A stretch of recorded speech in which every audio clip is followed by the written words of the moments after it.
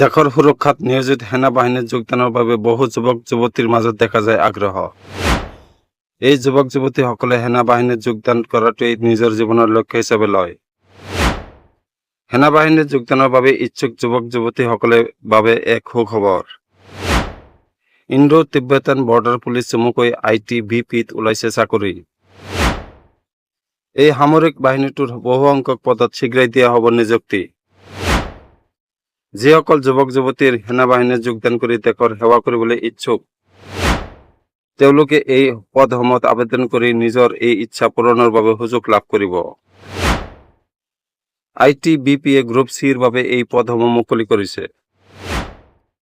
12 আগষ্ট অৰ্থাৎ আজিৰ পৰাই এই পদসমূহৰ বাবে আবেদন প্ৰক্ৰিয়া আৰম্ভ হ'ব। আবেদনৰ অন্তিম তাৰিখ 10 ছেপ্টেম্বৰ নিৰ্ধাৰণ কৰা হৈছে। প্ৰাৰ্থীসকলে ITBPৰ অফিচিয়েল ৱেবছাইট requirement.itbpolice.nic.in ৰ জৰিয়তে এই পদসমূহৰ বাবে আবেদন কৰিব পাৰিব। ITBPয়ে কাঠমিস্ত্ৰী, প্লাম্বাৰ, ইলেক্ট্ৰিচিয়ান আৰু ৰাজমিস্ত্ৰী পদত নিযুক্তিৰ বাবে এই পদসমূহ মুকলি কৰিছে। এই নিযুক্তি প্ৰক্ৰিয়াৰ দ্বাৰা মুঠ 202টা পদ পূৰণ কৰা হ'ব।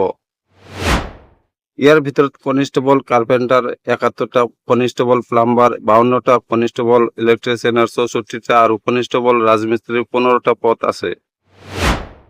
এই পদসমূহত পুৰুষ মহিলা উভয়কে নিযুক্তি দিয়া হ'ব। স্বীকৃতিপ্ৰাপ্ত বৰ্ডৰ দ্বাৰা 10ম শ্ৰেণী উত্তীৰ্ণ প্ৰাৰ্থীসকলে এই পদসমূহৰ বাবে আবেদন কৰিব পাৰিব। লগতে সংশ্লিষ্ট ক্ষেত্ৰত ITI প্ৰমাণপত্ৰ থাকিব লাগিব। আনহাতে আবেদনকাৰী প্ৰাৰ্থীৰ বয়স ন্যূনতম 18 বছৰ আৰু সৰ্বোচ্চ 23 বছৰৰ ভিতৰত হ'ব লাগিব।